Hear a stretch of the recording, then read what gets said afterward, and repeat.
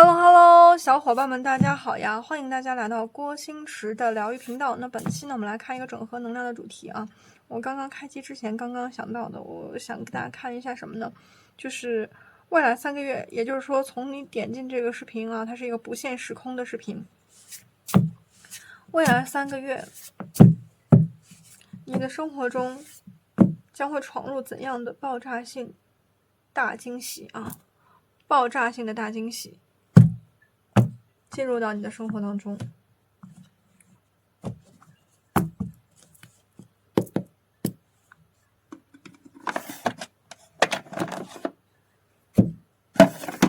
我们来看一下啊，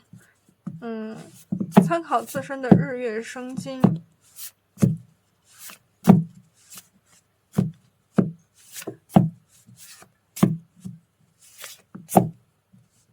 生肖属相啊。昨天因为我突然想到，昨天就更新了大号小号各一个分组，所以今天就看一下整合。我们来看一下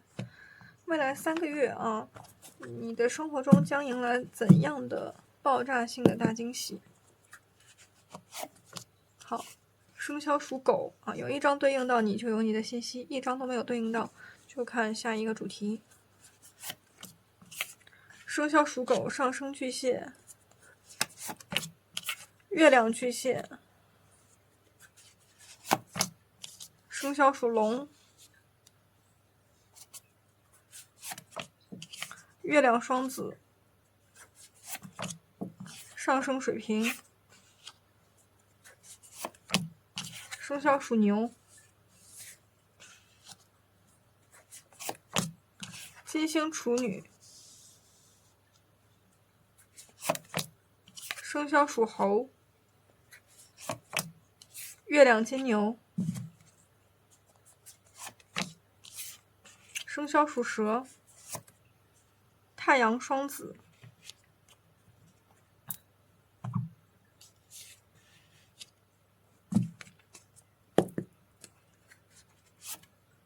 月亮狮子，上升双鱼，啊，金星水瓶，上升白羊，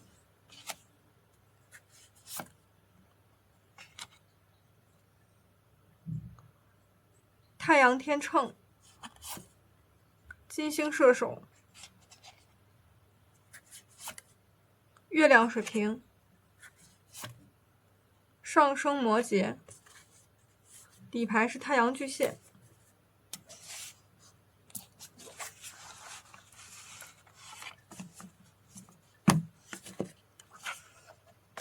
底牌是太阳巨蟹。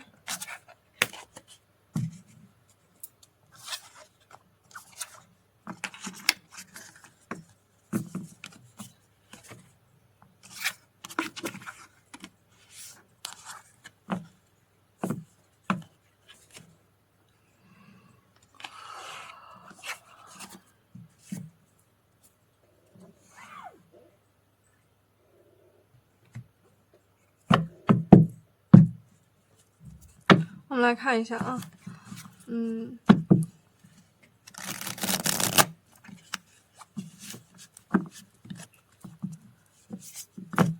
塔罗牌给到的什么相关信息啊？从你点进这个视频开始，往后算3个月啊。未来3个月，你的生活中将会发生怎么样的一些爆炸性的大惊喜啊？都有哪些？我们来看一下。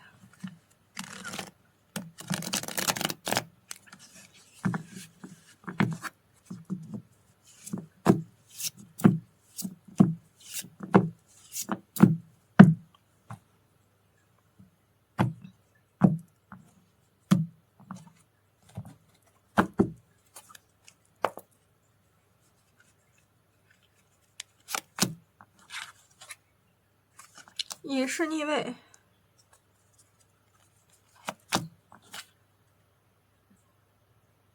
宝剑七的逆位啊，宝剑骑士去了，宝剑七逆位，圣杯9逆位 ，OK 好，教皇牌的正位，我觉得是这样子的，就是我觉得这组的宝宝们，不管你们在各行各业，你们自己的这个领域上面，你们会有一种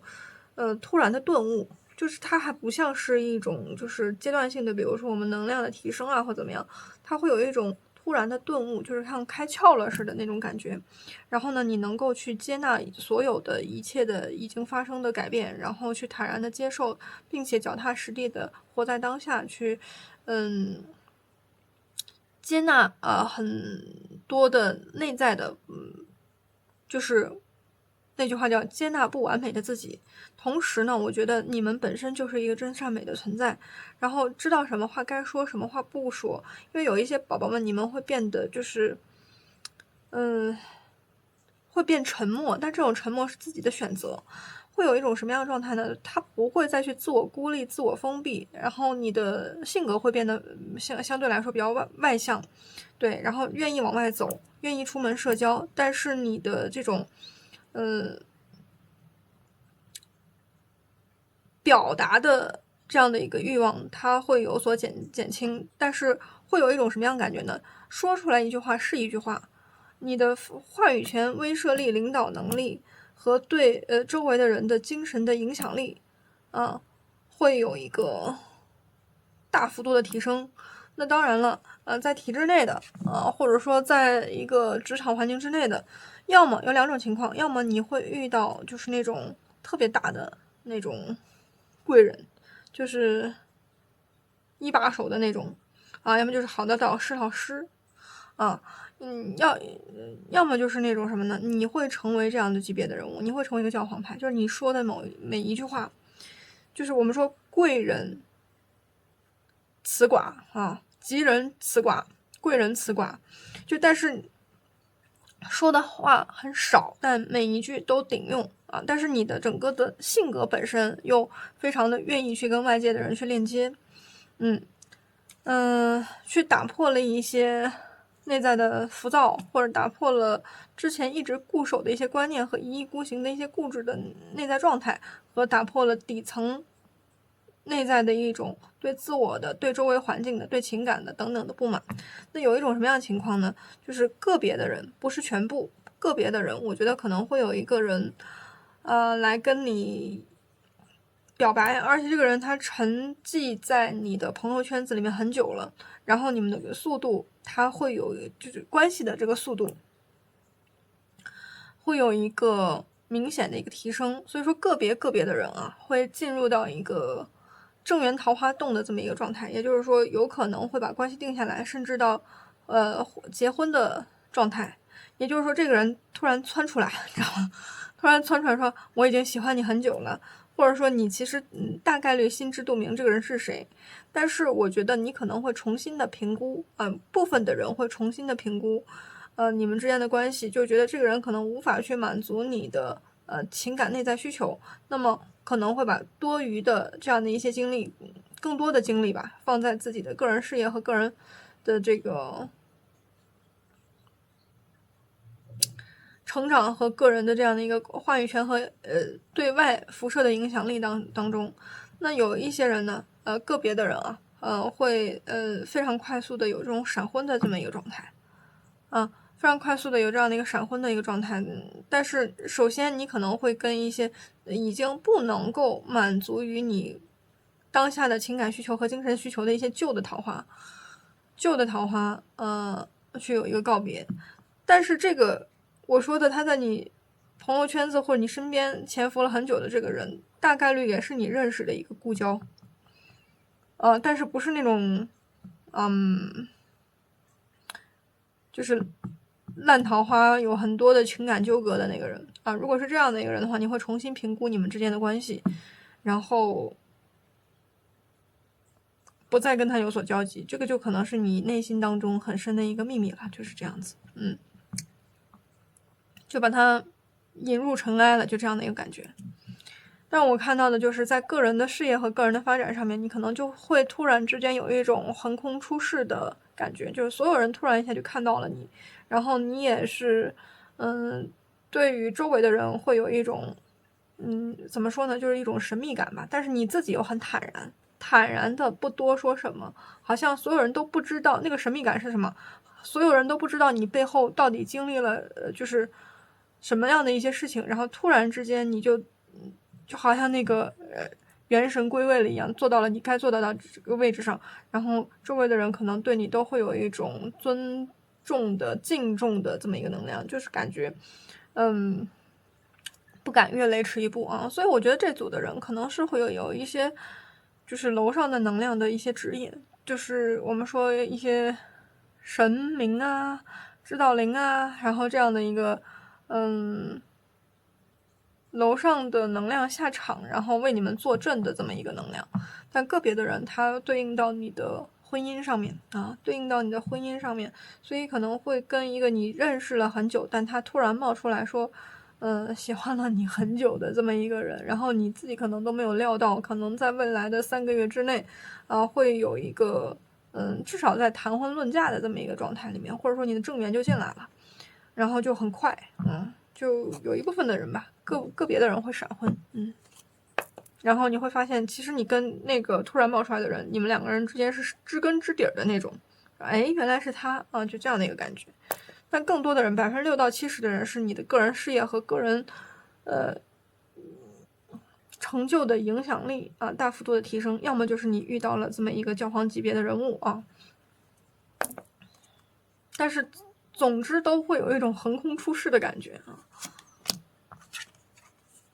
好，圣杯骑士的逆位，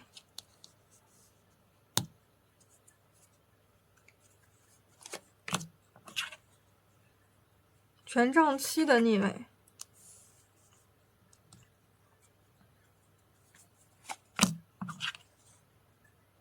星币3的逆位，哇！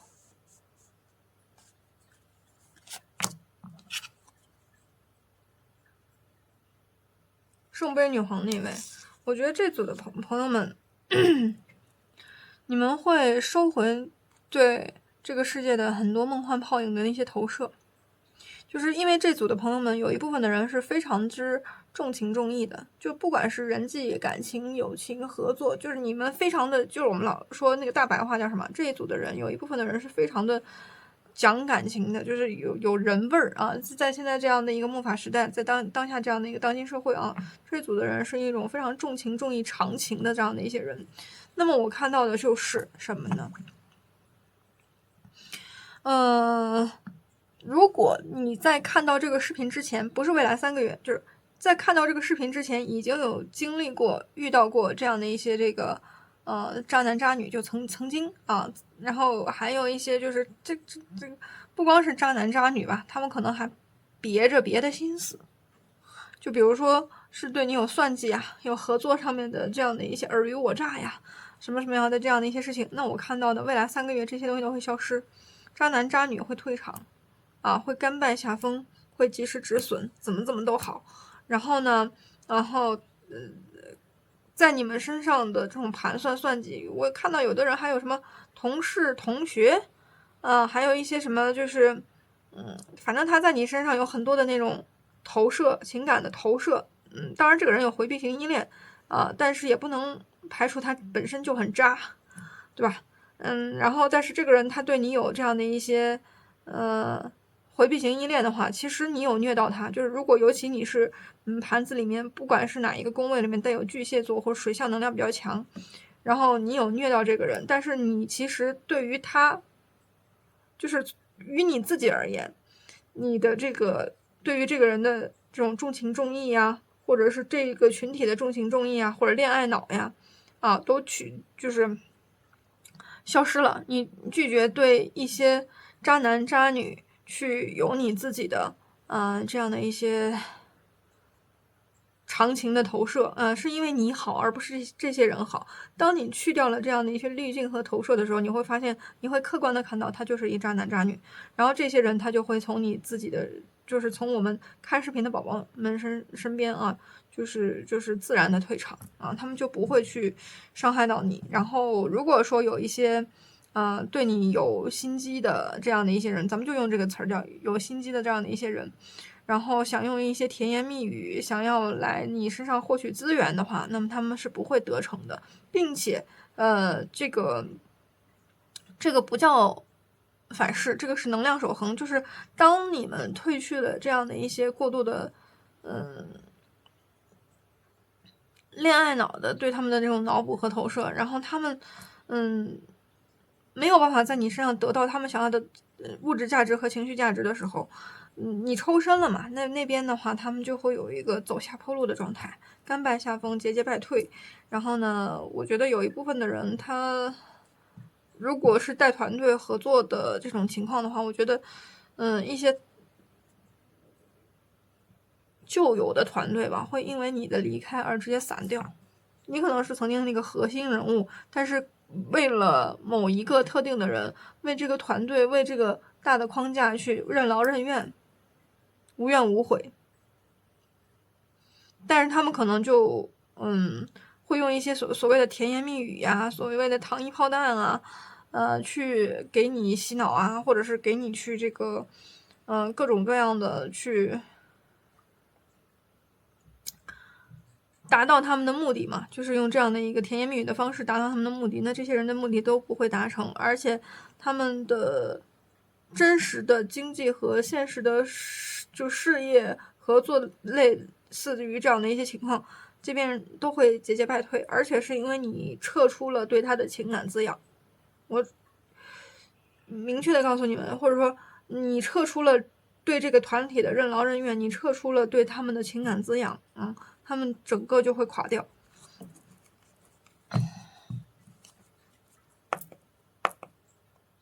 那么因为你撤出的这么一个情况，然后你会对这些人拒绝投射的这么一个情况，那么他们甭管你投不投射了，那么这些人他们会感觉到一种什么，就是被虐到不管是哪一种情绪上的被虐到，还是情感上的被虐到是有被虐到的，那这是一个惊喜嘛但是我觉得就是说从现实层面上面来讲的话，他们会有一种就是我看着我在往下坡路走，但是我毫无还手之力毫无招架之力的这么一个状态。对，然后好 OK， 然后星币侍从的逆位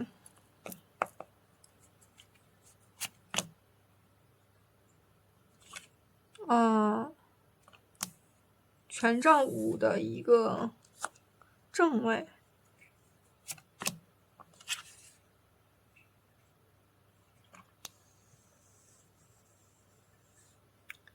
权杖10的那么逆位宝剑3正位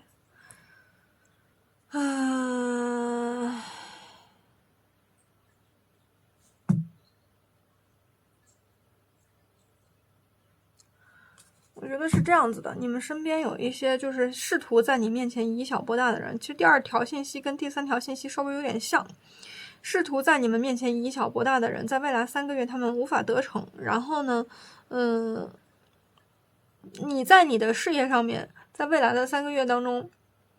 会有一个什么样的情况？事业层面的内卷竞争力是非常强的，但是你们自己是有核心竞争力可以去出圈的，也就是说你们自己的这个行业当中的竞争是很激烈的，但是你们是可以去做那个头一把交椅的，或者是说你们至少可以出圈。那么对于这个或者这一群想要在你面前以小博大、不真诚但没有得逞的一些人，他们可能会因为你的出圈而感觉到破防。这是一个群体的能量，当然也有可能是某一个特定的人，就是他们在你身上占小便宜没占到，反而在未来的这个3个月当中会发现你可能会有一个小的高光时刻，或者是小的，尤其是在个人事业和个人发展层面的一个有你的核心竞争力而致使你出圈的这么一个时刻。那么当你去出圈的这么一个时刻登台亮相嘛，然后看到了以后，就原来你那么扛打，那么有竞争力，然后这些人看到了这个结果，不是为了你为你庆贺，而是为你直接他们就直接崩了。有人因为你的成功，或者有人因为你能够跟他们比上一比，当然这是他们自己的感受啊，就是我觉得你们已经就是盖过这些人了，因为星币侍从的逆位跟权杖五是没法比的。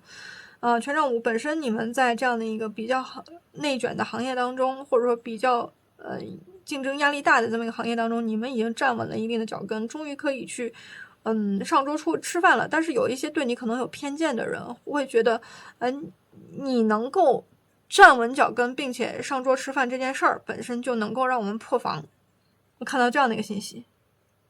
本身就能够让我破防或者让我们破防。所以说你成功的扎了某个人或者某一群人的心，你成功的扎了某个人或者某一群人的心，然后我看到的就是某一些人被你扎心了的这样的一些人，他们可能在他们的现实生活当中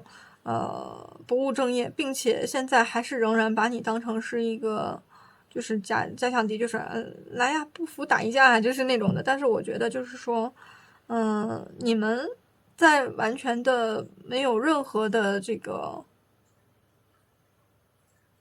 向他们针对性的去看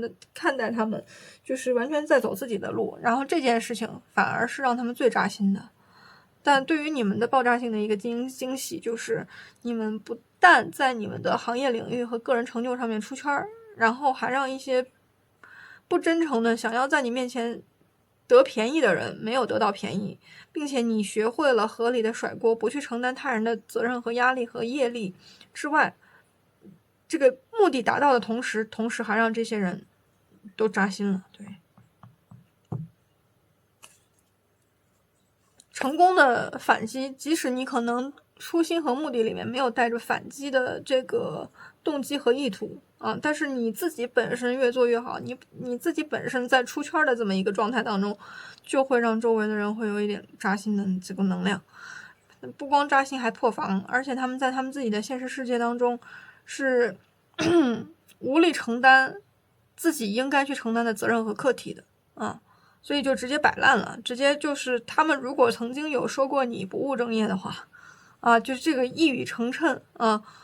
这个能量反击到了他们的身上，他们现在只能被现实搞得不务正业，就是因为他们扛不起他们要扛的这样的一些现实压力，直接就原地把那个10根权杖就扔掉了，然后在原地在那里坐着，在那扎心，就有这种感觉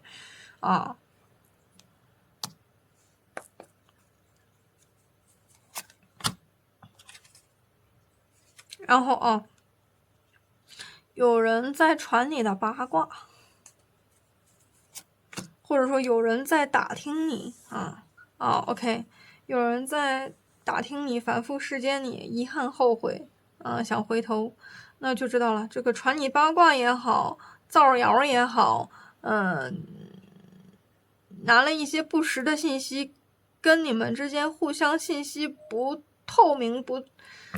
对等，然后就用这种片面的碎片信息去误会你们的人也好，都好，就像这样的一些人，也许在你们的眼里已经跟他们沦为陌生的这么一个情况，就是这人谁呀？就几年以前的断联了，或者是怎么样的一个情况，这些人或者这某一个特定的人有在打听你，有在偷窥你，有在频频想回头，有在遗憾后悔有人想跟你解开误会，他觉得非常的后悔遗憾然后权杖6权杖6好，然后还有一个什么样的情况，就是你自身你个人的这么一个信息就是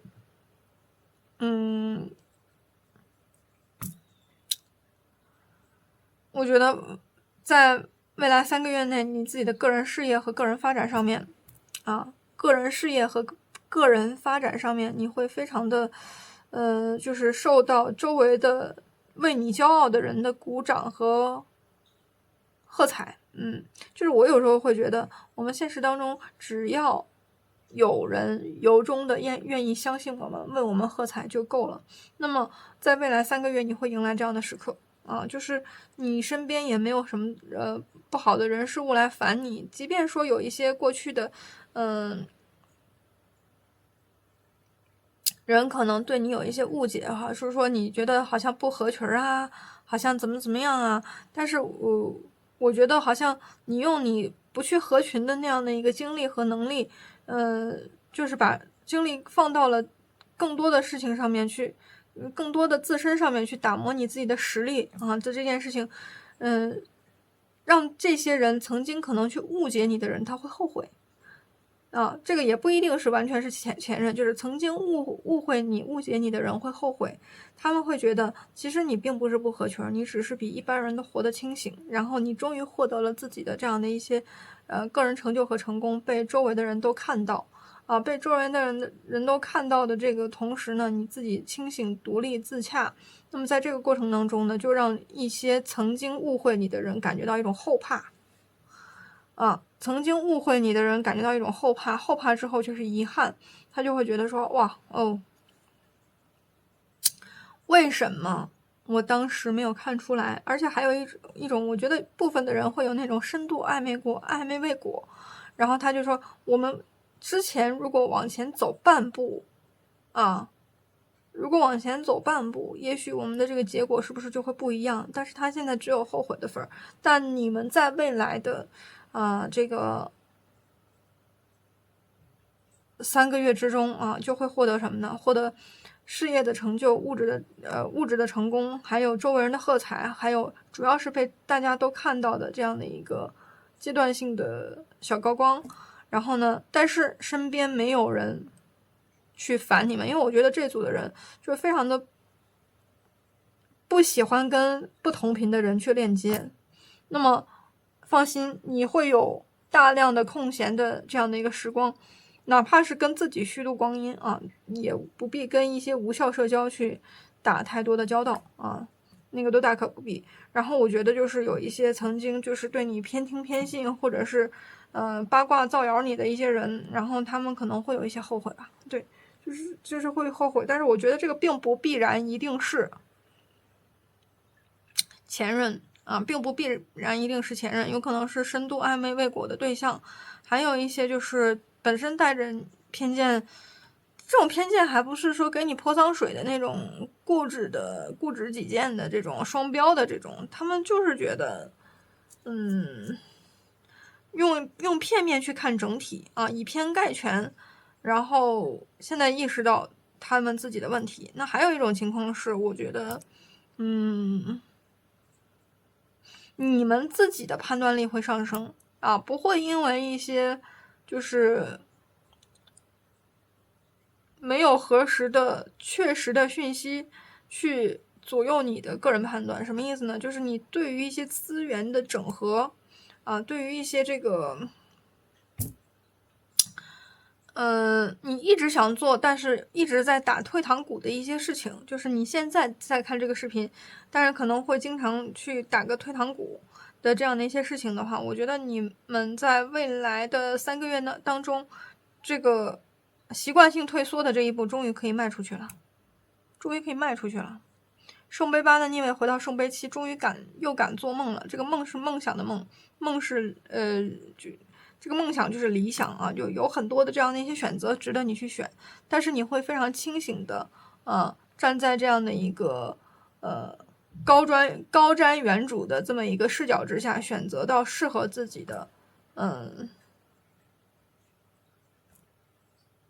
赛道，适合自己的方向，适合自己的机会，也许有5、6、7、8、9个机会，那你可能会有一种就是挑花眼了。而且这组的朋友们，如果说你们身边的确是会有那种给你们出很多建议的人，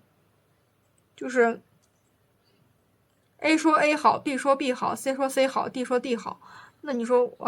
我知道你们的好意，我不听了，然后我就全部都按照我自己的，这个跟一意孤行不是一回事儿。这个跟一意孤行不是一回事儿，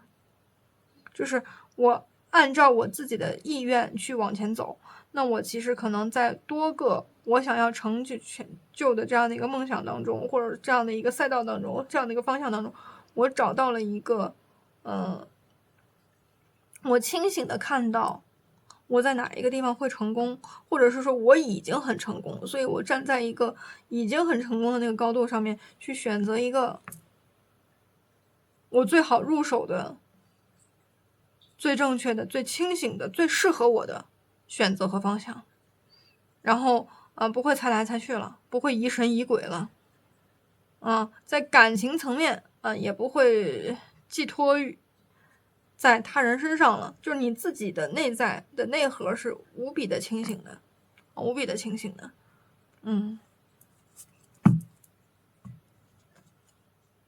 然后你看宝剑10嘛，就是你生活呀、工作呀、个人状态呀，然后心境啊，包括个人健康啊，还有什么投什么资啊，方方面面的，就是如果你曾经比如说有什么投什么资，然后没有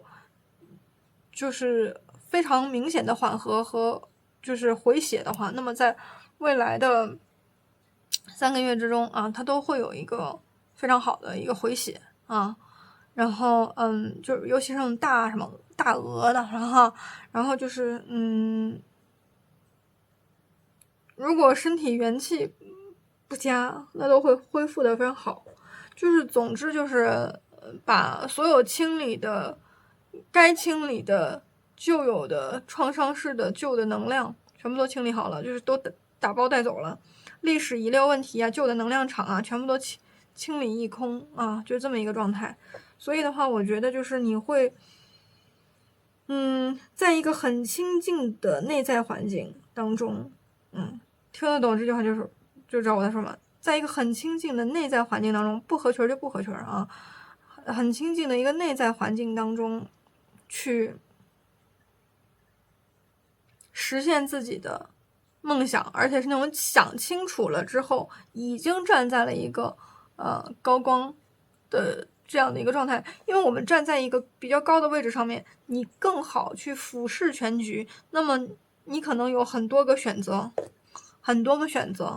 那么这个很多个选择里面，它有可能是有风险的、高风险的、低风险的。我看到这样的一个情况，那你可能会选择一个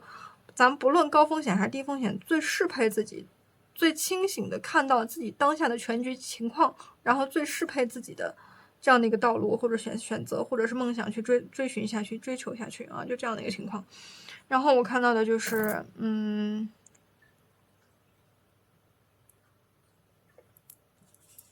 身体会好很多。就有一部分的人如果对应到你身上，如果身体抱恙呀，或者是元气不佳呀，就整个人莫名其妙就会很累呀，或者免疫力很低呀，湿气很重然后肠胃脾胃不好然后皮肤可能容易长湿疹这些东西都会好起来。内分泌乱这种情况都会好起来。好，然后我觉得就是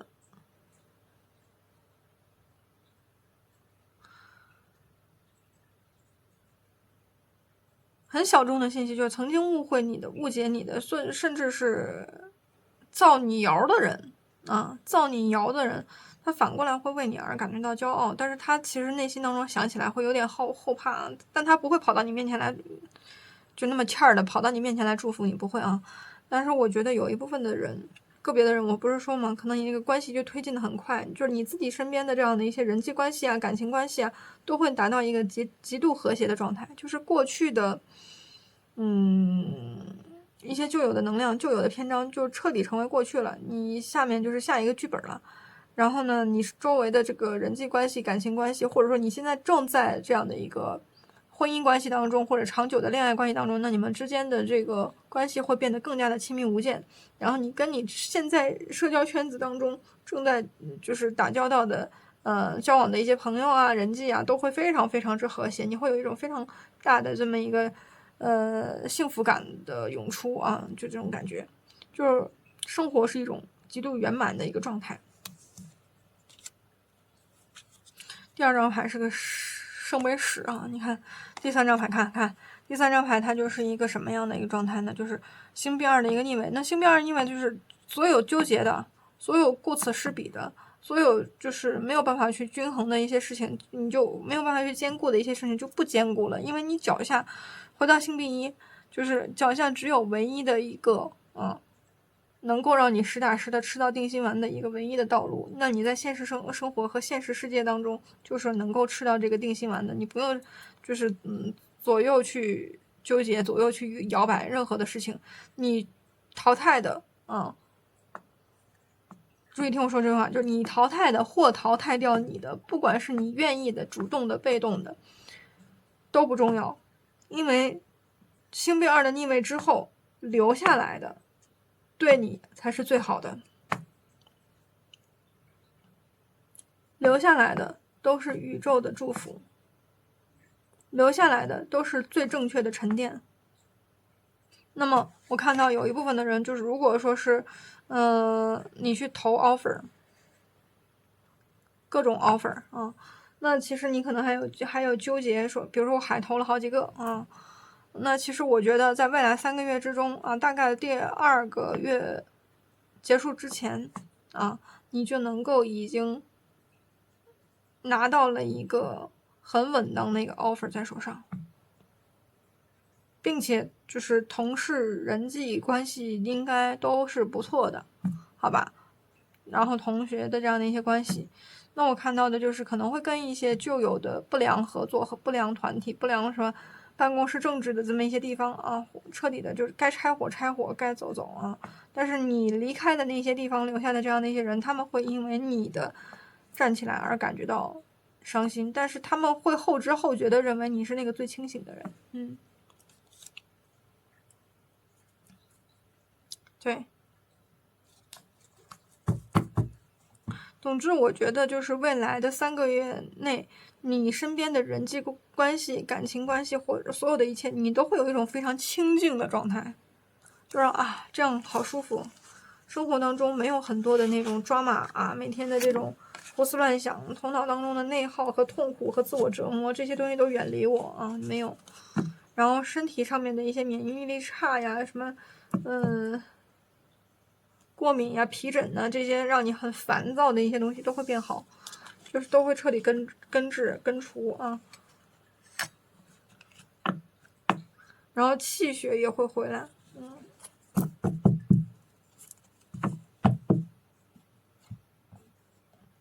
我们来看一下彩虹疗愈卡有没有不谋而合的地方，来抽一下看没有任何的内耗。这张牌是什么？就是回归到太阳神经丛轮我是真理，我是生命，我跟宇宙万物合一。虽然它这个是就是我们的思想思考在太阳穴这个地方，如果说出了一些不好的能量，那在这个脉轮里面就会出现一些精神内耗，但是你的这个精神内耗完全消失跟你自己的这种内在的频率完全跟宇宙是同频的。我是真理，我是生命，我跟宇宙万物合一对。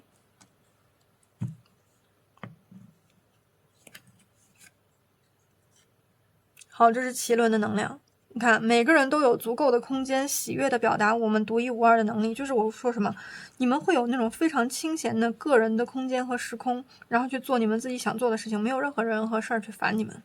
尤其是你们不想去接触的、不想去链接的、觉得很烦的、很让你们觉得抓马的，然后去过度的去消耗在一些无用的人事物身上的那些能量，就全部都收回来了。这个收回来不是说你保持被动，就是没有人去打扰你，很清静每个人都有足够的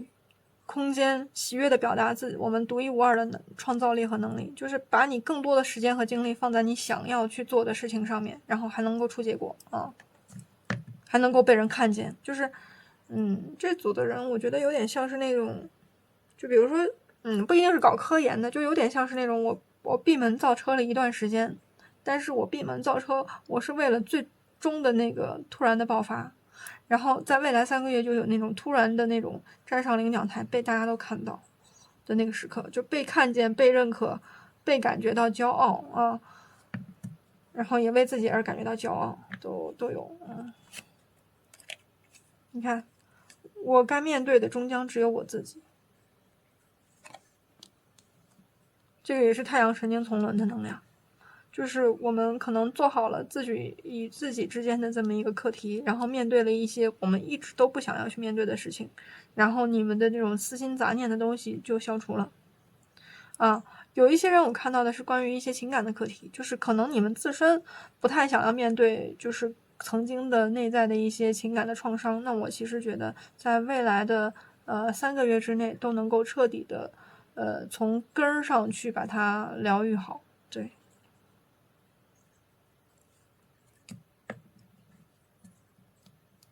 彻底的连最后一点阴影和能量都不复存在了啊，过去的创伤的能量都不存在了。OK， 好，有益健康及有营养的食物给我能量，并且能让我保持均衡。就是我觉得，如果说有一些气血不足的一些宝宝啊，也没有什么太大的问题，就是免疫力、气血不足，或者说你是皮疹呐、湿疹呐，有这样的一些问题的宝宝们啊，内分泌失调的一些宝宝们，你们可以去吃一些，就比如说抗炎饮食。具体什么是抗炎饮食，你们可以上网去查一下。抗炎饮食或者有能量的，该吃肉吃肉啊，因为我觉得就是说，这个东西没有强求，就是可能个人饮食习惯，但是我现在有时候觉得，就是你知道身体很不好的时候，你那个能量源不够，没有气力。这个不好是什么？没有气力，就很虚弱的这个过程当中，其实我们就是该吃肉吃肉，该吃菜吃菜，该吃什么，就把自己的整个的能量平衡起来，对吧？有的时候我们说过于的有一些清淡或者过于的重口，它都不好。所有的东西它都是保证一个平衡的一个状态，除非你说我没办法，我是一个居士，我是已经出家了，或者我是已经必须有特定要求，我不能吃就是这些东西，对吧？但是我觉得所有的东西它都是物极必反，然后我们就要去找一个就是比较中庸的这么一个状态。然后呢，就是你看宇宙当中有什么？我跟宇宙万物合一啊，起承转合，或者是说花开花落，对不对？然后我们的身体也是一样的，有益健康的这些食物，我们多去摄取啊。然后呢，就会好起来。当你愿意去，就是跟食物、跟现实生活的这样的一些能量去进行一个对接，然后大自然去进行一个对接，然后这个海底轮啊，海底轮的这个能量，它指的是什么？这个3D 现实世界嘛，对吧？那我们还跟金钱就会直接就是米上面就金钱上面就挂钩，所以说吃一些该吃的东西或者想吃的东西，你不用有的。我感觉到一个能量，就是这组的宝宝们，要么就是过度的自律，或者是说，比如说一些不健康的这个就是减重方式。比如说用这种节食减肥啊，或怎么样的这种，其实不是光是说你身上的肉啊，身上的这样的一些重量去减掉。那我们说从这个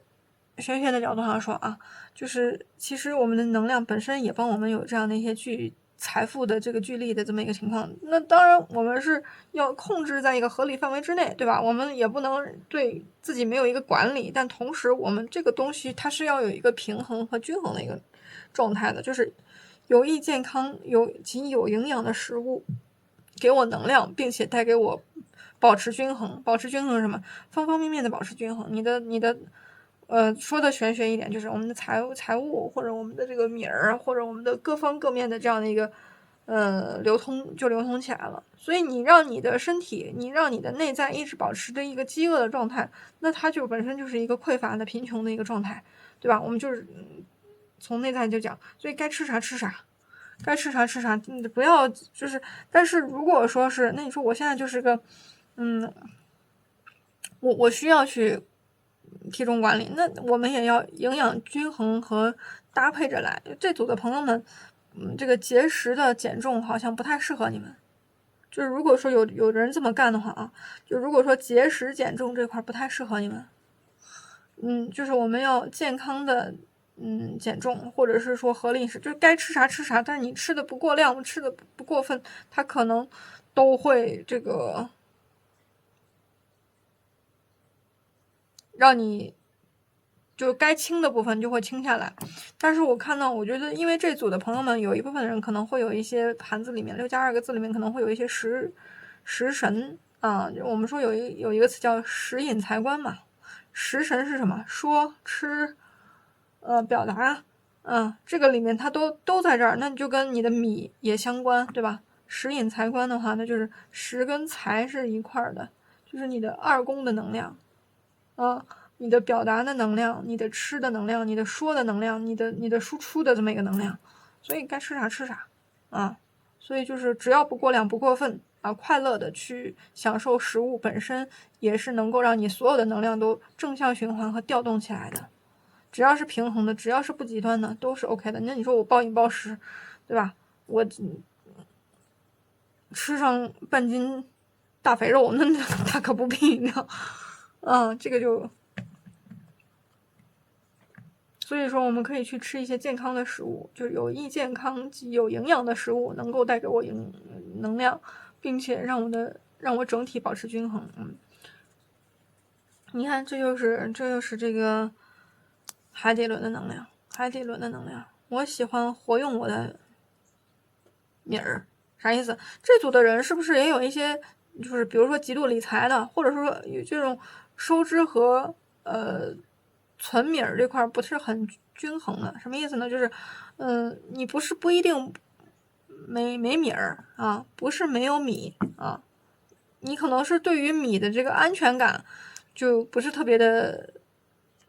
那个怎么说呢？就是我得存啊，我要么就是可劲儿存到一定时候，咔嚓一下又花出去一大堆。就是我喜欢活用我的钱，什么意思？就是你其实有时候平时我们该花的时候没有花，因为我可能对我的这种财务的这种匮乏感啊。还有一种就是什么，就是万一我哪天没米了怎么办，对吧？然后还有一种就是，可能该花的不该花的，我咵叽一下就花出去了，然后说哎呀这又没了，然后我又恐慌。实际上我们就是不要过度的理性去苦了自己，也不要野性消费，也是找一个平衡，不要在手里攥得太紧，同时取悦自己，但是你所有的就是两极化都不要太夸张，就跟吃东西一样的，就我们减重也不适合用那种极端节食的方式，这些东西看上去好像都短期奏效，但是长期的话，对于你自己的身体本身就有，不良的，不是正向的这样的一些影响。所以说，凡事我们都取一个中庸之道啊，就是让米的能量流动起来，让你自身的能量流动起来。它也许你就跟我今天，我要是花了200，我今天下午我可能进来300，就是这样子的。然后但是如果你今天下午你这一个礼拜，对吧？我就只挣不花，那你会发现你的这个进来的这个速度它可能也慢，就这一组应该是这样的。但是前提是你今天对应到了我们前面的能量，可能是这样。你应该会发现，你越会花钱，你进来的这种状态它就会，当然是正向合理的啊，不是让你们挥霍，就是你越会运用你手头当中的资源啊，这么说，你越会运用你手头当中的资源，你越会盘活它整体的这个正向循环，它是越流通的。对 ，OK， 好，你看这叫什么？我终将面对的只有我自己，是不是？上面这个太阳神经丛轮，下面是什么？三眼轮。我信任我的直觉。这一组的朋友们，有一部分的人灵性非常高，要么就搞创作的，要么就占卜师、同行、疗愈师在看。那你如果是搞创作的话，就是你抓住那一瞬间吧，就是很多的那个神来之笔，那个瞬间，就是我不是之前给大家举过一个例子吗？我说这个高晓松说林夕是被上帝抓住了手，然后才能写出那么多经典的歌词和句子。然后那个林夕当时听完他说这个话，他就开玩笑嘛，他说那哪里是上帝被上帝抓住了手，那明明是鬼上身的啊，就是开玩笑啊。他们在说，其实就是我们在某一个直觉灵感之下，或者是某一个瞬间啊，该去抓住的那些东西，相信我们内在的指引，相信三眼轮告诉我们不断告诉我们的同类信息啊。而且我觉得应该是 A 你不止一次了，就是楼上的人 A 你不止一次了，因为今天的这个牌里面它还有第一个4张牌，最后1张牌记得不？我说有高维下场，它会有一些这个教皇牌的能量在这里啊，所以说有一些人他可能是你们是不是有信仰，或者家里有香根儿都有可能啊，有一部分的人。所以说，相信你的直觉，它也许就是楼上的人告诉你的一些直接的信息啊。然后反复的，如果你有某一些事情上面卡住过不去，然后你试一试啊，从另外一个角度啊，试一试，相信你内心的判断该如何，一定会有内在的声音告诉你。我信任我的直觉。OK， 好。那以上呢就是所有的内容。喜欢本期视频的小伙伴们呢，请一键3连，投币点赞加关注，加个关注再走吧。希望今天的你也是被爱的你。我们下期视频再见。有什么想说的，可以在评论区、弹幕区与我多多互动。爱你们哟！啊，甚至我看到一个什么样的信息，就是当我们学会面对自己最不想面对的那个部分，也就是面对终将要面对的那个最不想面对的那部分自己的时候，你的灵性和直觉和你想要的那个整体能够推动的那个状态，它都会整体的推动起来。当然我们从外物，从3D 世界你能够抓到的抓手，就是去吃好吃的东西，对吧？去把自己的细胞、内在、灵魂，然后包括这样的一个身体啊，我们这具肉身，这座庙宇，去好好的就是滋养它，然后呢，活用我的米，对吧？就是这个状态，然后整体你就会流通起来，然后，宇宙会把你带到同样频率当中该去的。OK 啊，这组基本上就是这样。那以上是所有，爱你们，拜拜。